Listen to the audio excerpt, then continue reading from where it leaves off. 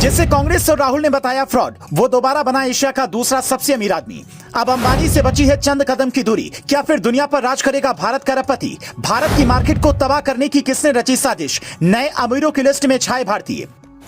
गौतम अडानी के नाम पर देश में बीते कुछ महीनों से क्या कुछ नहीं हुआ। सरकार और अडानी के बीच गठजोड़ के आरोप लगाए जाते रहे। यह सब चल ही रहा था कि अमेरिका की एक शॉर्ट सेलर फर्म हिंडनबर्ग ने अडानी की कंपनियों पर यह कहकर आरोप लगाया कि अडानी के शेयर ओवर प्राइस हैं। नॉर्थन एंडरसन के नेतृत्व वाली रिपोर्ट में अडानी ग्रुप पर कर्ज और गौतम अडानी की कंपनियों के शेयरों में हेरफेर समेत 88 गंभीर आरोप लगाए थे।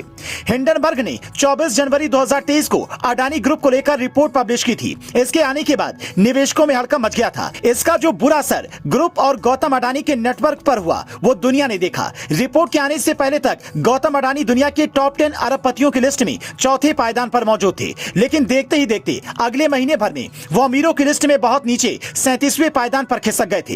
हिंडनबर्ग की रिपोर्ट के बाद पूरे देश में गौतम अडानी राजनीतिक विमर्श का हिस्सा बन गए। हर कोई गौतम अडानी पर बोल रहा था। देश की सबसे पुरानी पार्टी कांग्रेस रिपोर्ट के बाद पहले से और आक्रामक होकर गौतम अडानी को घेरने लगी। अडानी ग्रुप का शेयर लगातार नीचे जाना शुरू हो गया। 2 मार्च 2023 को अडानी हिंडनबर्ग मामले पर सुनवाई करते हुए सुप्रीम कोर्ट ने एक एक्सपर्ट कमेटी गठित कर दी। इतना ही नहीं, सुप्रीम कोर्ट ने आदेश दिया कि सेबी इस मामले में जांच जारी रखे और 2 महीने में अपनी रिपोर्ट सौंपे। 19 मई 2023 को हिंडनबर्ग मामले में सुप्रीम कोर्ट द्वारा गठित विशेषज्ञ कमेटी ने उद्योगपति गौतम अडानी को क्लीन चिट दे दी।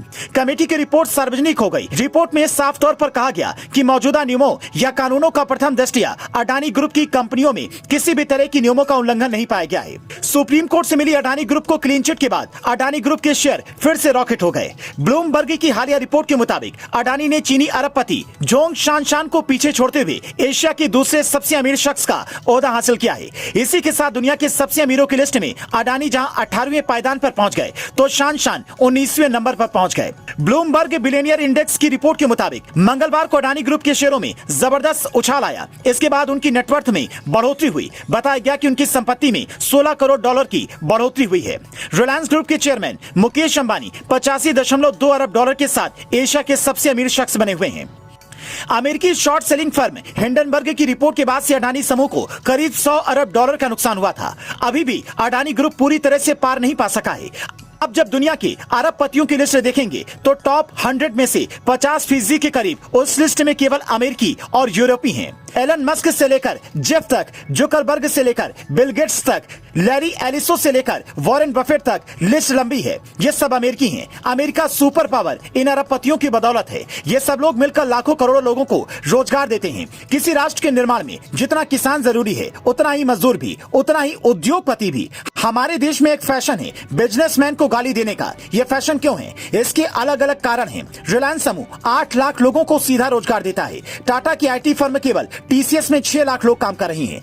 अडानी समूह की कंपनियों में 3.5 लाख लोग सीधे रोजगार हासिल करते हैं। हमारे देश को विकसित राष्ट्र बनाने के लिए इस देश को सैकड़ों टाटा, अंबानी और अडानी चाहिए। आपको क्या लगता है, अडानी फिर से दुनिया के सबसे अमीर आदमी बन सकेंगे? कमेंट में बताएं।